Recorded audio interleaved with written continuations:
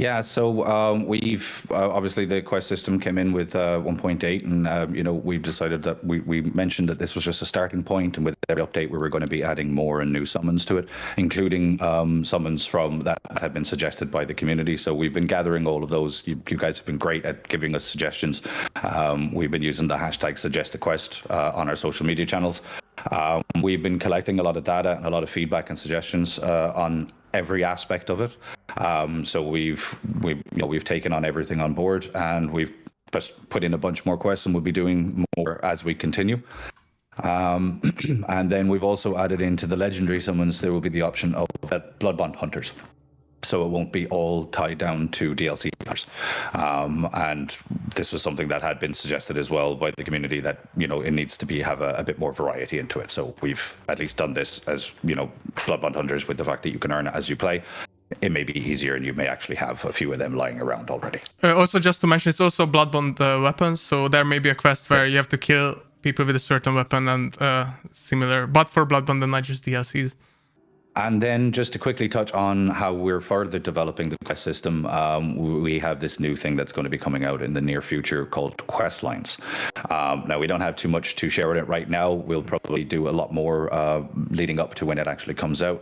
But this is basically just to basically give a lot more of things to do, a lot more rewarding options, ways for us to add more content, and to just, like with the original summon system, to further expand on it, and just make it something that's a hell of a lot more engaging for your everyday play sessions than previously has been. So keep an eye out. We'll have a lot more information to come on that coming soon, but we just wanted to touch on it, that the quest system is not just it. There is far more to it. It's gonna be quite a fun addition, so I'm also looking forward to that, but we'll talk about that later. And let's just take a look at a small change that we made to the in-game map screen, or however you want to call it, where you can see your summons. So as you can see on the left side, where the quest asks you to kill people with a certain weapon, those will be hidden, so you won't be able to track that in-game, just because it gave people instant feedback on their kills, so you could instantly tell if you managed to kill a player or not. So you will not be able to track these quests in the game, but you will be able to see them after the game. Obviously, like, tracking people is a huge part of Hunt, and we don't want to give it away with a feature like that. So that's another change to the quest system.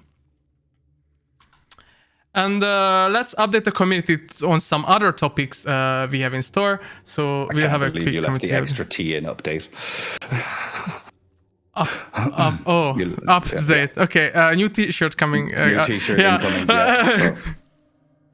Yeah. So before, there's one other thing we're going to talk about, but before we do, I just want to have a quick fly over at the topics of future content and monetization, because we know this has been something that many of you have been discussing for a while. So in terms of the monetization blog, first off, the blog actually is going to be coming out very, very soon, although it's no longer a blog. We decided to opt for a video format due to the fact that there was so much information to unpack in it, and we just didn't really feel that a text version was going to do it justice.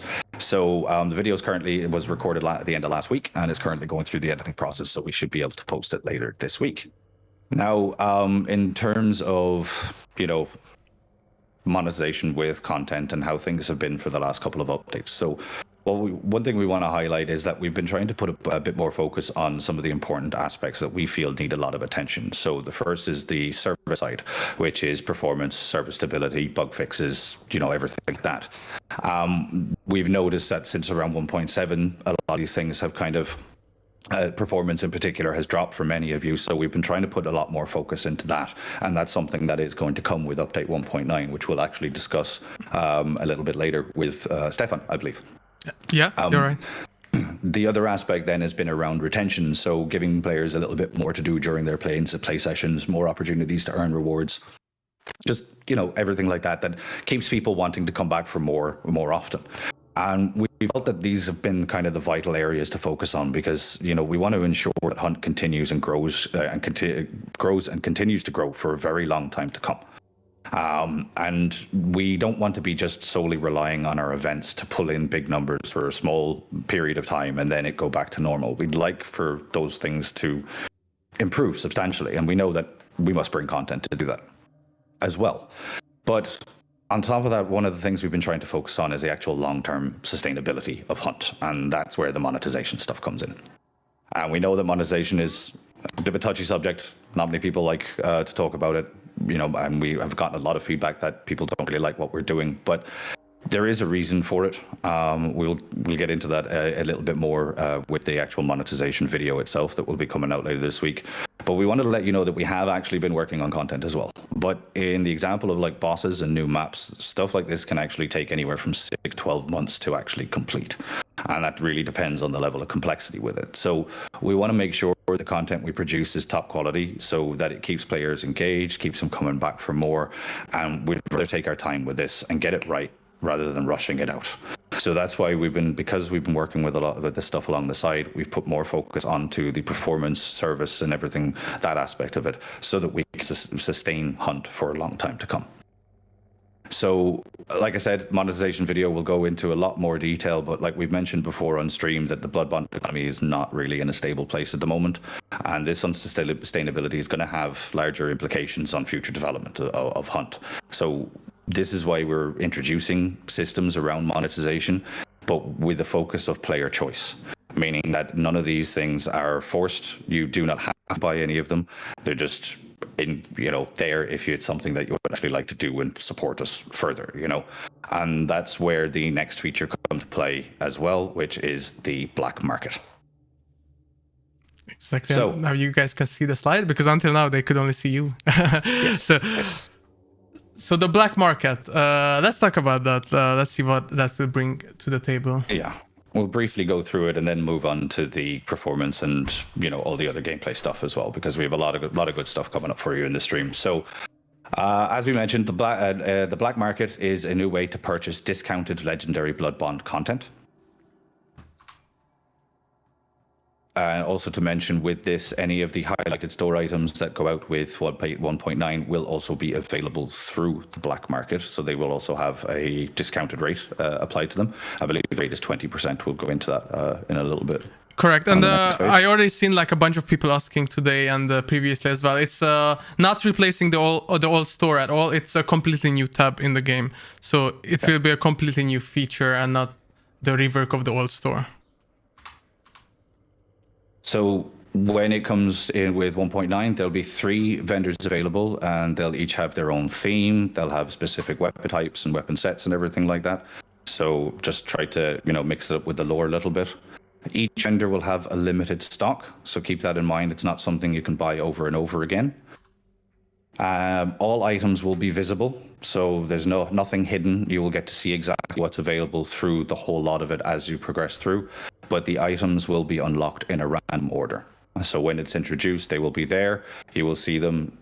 You will be given the first option. Once you purchase that, screen will flash over and it will open up to a new random one within the 10 visible that are available to you. And just so you guys see how it looks, actually, let's take a look at a few examples, because vendors doesn't mean anything until you can see it. So as you can see on the left side of this image, we have 3 different vendors in this case.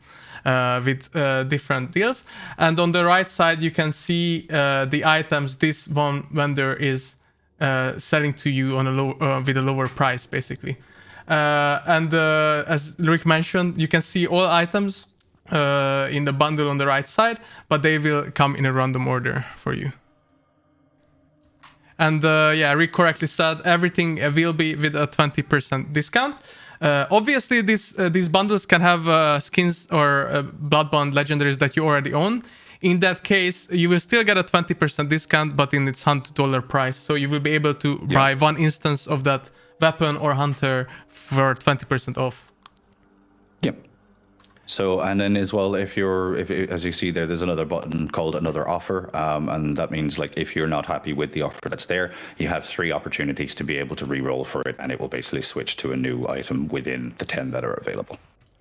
Yeah, and just so you can see it a bit better, we also have a video basically showcasing with the example of the back alley deals, which is one of these bundles. So you can see that the player purchased the ultimate, and then it shows them another skin, but they don't want that, so they skip to the next one. And yeah. Oh, yeah. And it actually reveals some of the upcoming skins as well, but we will show you that later in the stream, obviously. But this is actually a cool way to get the newest skins coming out with already like a discounted price and not full price. So that is basically the feature. And one other thing that you could see on the last image we showed, if you purchase everything in the bundle, then you won't be able to rebuy any of that, obviously, because you already have the legendaries and you can't keep repurchasing them from $100. This is only until you basically get all 10 items in the given pack. And then with regular updates, the items that they contain will be updated. Exactly. So yeah, I think that's pretty much it for